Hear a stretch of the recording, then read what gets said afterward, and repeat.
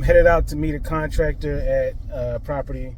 So yesterday I was at Northwood Shopping Center here in Baltimore, and it's near Morgan State.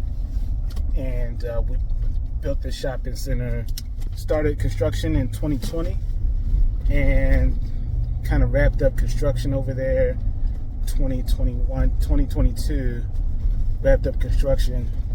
But one of the things is that in Maryland, the state controls elevator inspections. So we had a site elevator that is like a machine room, doesn't have a machine room.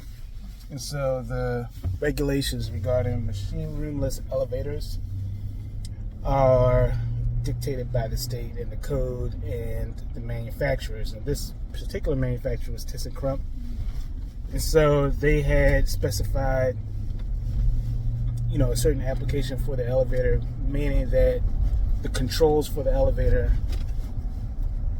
had to be placed in a setting, an environment that was temperature controlled and also humidity controlled, which is different than it used to be. It used to be that as long as you didn't allow rain or something like that to get on the controls, that you were fine. But now they've changed the regulations, so we had to build a vestibule in front of the elevator to protect the controls for the elevator. And then the vestibule had to have a whole bunch of other requirements and all that kind of stuff. Anyway, so they changed that regulation while we were building the elevator. So what happened was we delivered the building and the project, but the elevator we could not utilize because they changed the code. And so we now had to build a vestibule, which means we had to go through the permitting process. We had to design it. We had to get it permitted, and then we could build it. And so we had to do structural work, of course, to support it and all. And I'll show you a picture of it when we get a chance. But so we had to do this. Now, the entire time the elevator hasn't been operating because the state won't allow you to operate it unless you have all of that stuff in there. So yesterday, we finally got it completed, and we had the state to come out to inspect it. So they came out one time, and they wanted to do a full inspection. So we did one inspection, which is where you put weights in the elevator to make sure that it can carry the capacity that the elevator is specified for. So they test the elevator to make sure that when people get in it, that it operates as it should. So the elevator company has to bring out weights to account for, if it's a 2,500 pound elevator or 3,500 pound elevator, that they bring out all those weights to make sure that it actually can operate at and above the weight that it's specified for. So you go through that whole process, and the state inspector comes out, observes the elevator in operation, and then if everything works right, all the life safety devices operate correctly, like the smoke detectors, all the alarms, the strobes, the phone inside the elevator.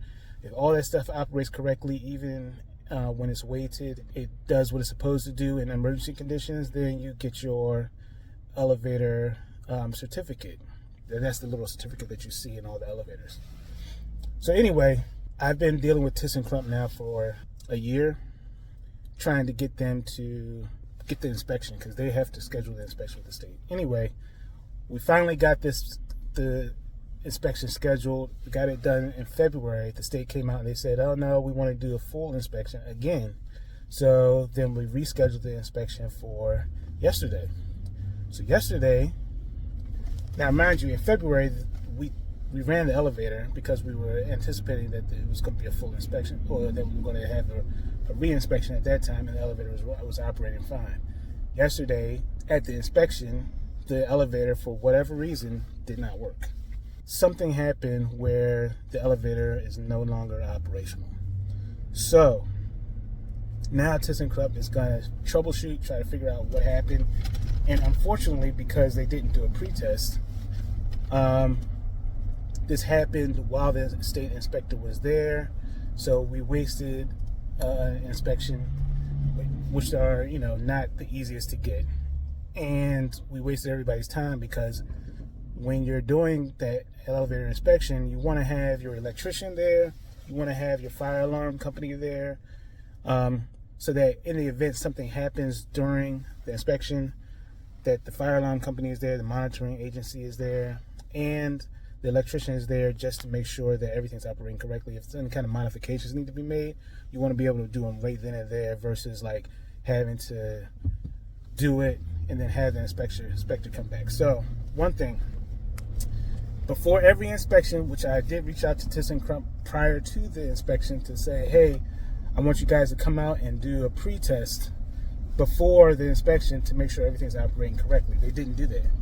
They just came out the morning of, and had they done that pre-test prior to the inspection, they would have discovered this issue and we wouldn't have wasted everybody's time. So I would say at minimum a week out before your inspection with the state,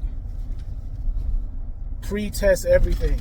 Like pre-test the elevator, make sure it's running correctly, make sure all the fire alarm and life safety devices are working correctly, make sure the phone inside the elevator is working correctly, and yes, like a week out before your inspections, do all that, have the elevator company come out and tell them, do not schedule the inspection. If you haven't done a pre-test, cancel the inspection. Unless you know for sure, for certain, that the elevator and everything is running properly, because there's no point in wasting the inspector's time scrambling around and you don't know like what's going on, you're having to troubleshoot. So before you do that, schedule like a pre-test with everybody, fire alarm, electrician, elevator company, to make sure that everything's operating correctly. So that's the word of advice for those who are dealing with elevators and inspections and all that kind of stuff.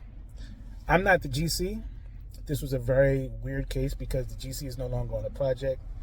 But as the owner, I'm responsible for everything and getting this thing to the finish line. So that's why I'm like taking over. Typically the GC would do all this, but because the GC is no longer on the job, I'm the guy. So anyway, but I pass that tidbit along for those who in the field. All right.